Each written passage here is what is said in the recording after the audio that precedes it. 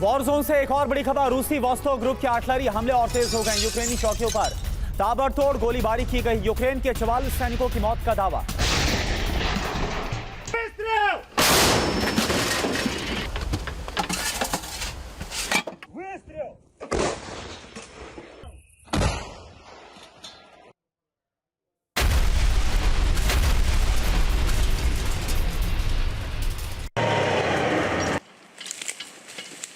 मैं विजान कहता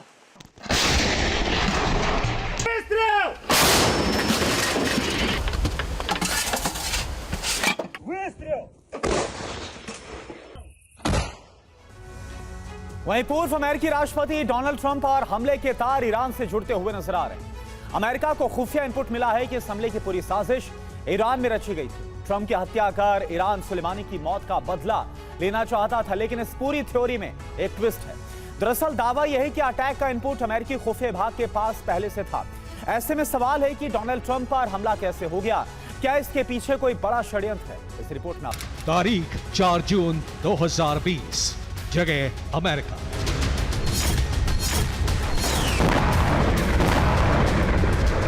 जनरल सुलेमानी की मौत को 24 घंटे भी नहीं बीते थे, ईरान आंसुओं के सैलाब में डूबा था। 11,000 किलोमीटर दूर बैठे तत्कालीन अमेरिकी राष्ट्रपति डोनाल्ड ट्रंप मीडिया के सामने आए और ईरान के जनरल कासिम सुलेमानी की मौत की जिम्मेदारी ली। ठीक 4 साल बाद डोनाल्ड ट्रंप पर अमेरिका के पेंसिल्वेनिया में हमला हुआ। हमले में ट्रंप तो बच गए, लेकिन इसकी साजिश के तार अब ईरान से जुड़ने लगे कि ट्रंप पर हमले के पीछे ईरान का हाथ था और हमले की प्लानिंग लंबे वक्त से चल रही थी। सही मौका मिलते ही हमले को अंजाम दिया गया, लेकिन निशाना चूक गया। हमले में ईरान का हाथ होने के खुफिया इनपुट अमेरिका की सीक्रेट एजेंसियों को मिले हैं। सिर्फ इतना ही नहीं, दावा तो यह भी किया जा रहा है कि एजेंसियों के पास हमले का इनपुट पहले से ही था। डोनाल्ड ट्रंप पर अटैक के इनपुट होने की वजह से पेंसिल्वेनिया में हुई रैली में ट्रंप की सुरक्षा बढ़ा दी गई थी। इसके लिए ज्यादा जवानों की तैनाती की गई, लेकिन उसके बाद भी ट्रंप पर गोली चली, लेकिन वो बाल बाल बच गए। इसे लेकर व्हाइट हाउस की राष्ट्रीय सुरक्षा परिषद की प्रवक्ता एड्रिन वॉटसन का बयान भी सामने आया है। उन्होंने कहा है, ईरान की तरफ से ट्रंप हमले के इनपुट कई बार मिले हैं। ईरान पूर्व राष्ट्रपति से सुलेमानी की हत्या का बदला लेना चाहता है। शनिवार को ट्रंप पर हुए हमले की जांच जारी है। फिलहाल हम इस पर पुख्ता तौर पर कुछ नहीं कह सकते।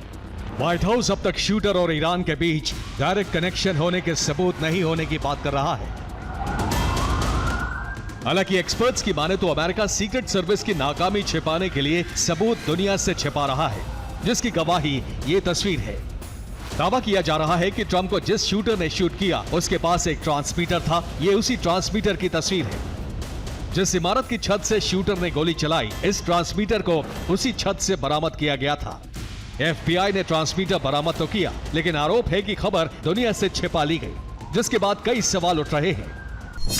सवाल नंबर 1, क्या हमले के वक्त शूटर किसी के संपर्क में था? सवाल नंबर 2, क्या FBI किसी को बचा रही है? सवाल नंबर 3, क्या FBI सीक्रेट सर्विस की नाकामी छिपा रही है?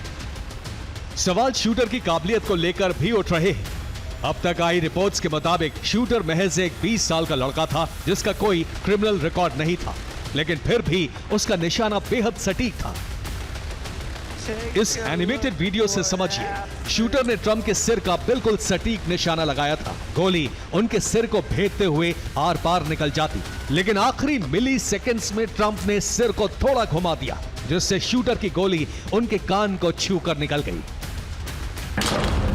माना जा रहा है कि यह हमले एक फुल प्रूफ प्लान का हिस्सा थे, जिसे लंबे वक्त से ईरान में रचा जा रहा था, लेकिन इसकी भनक तक अमेरिका को नहीं लगी। ट्रंप की हत्या से ईरान को 2 फायदे होते। नंबर 1, जनरल कासिम सुलेमानी की हत्या का बदला, और नंबर 2, अमेरिका में गृह युद्ध के हालात।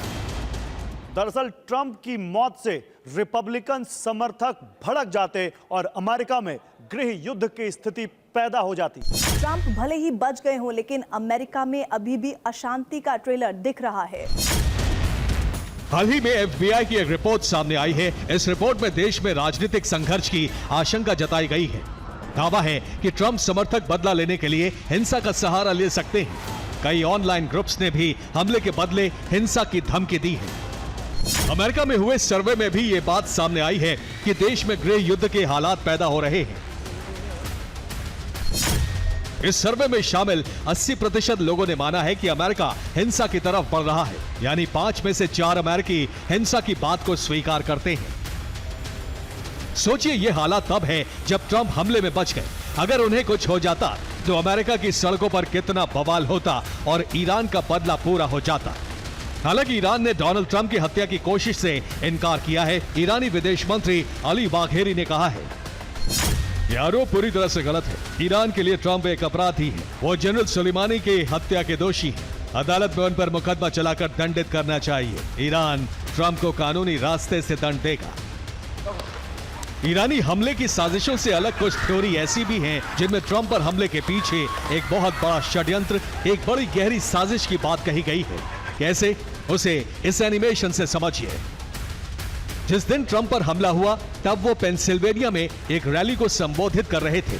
उनके पीछे दाईं दिशा में सीक्रेट सर्विस के स्नाइपर्स मौजूद थे, जिनका जिम्मा दूर से खतरों को भांपकर ट्रंप की सुरक्षा का था।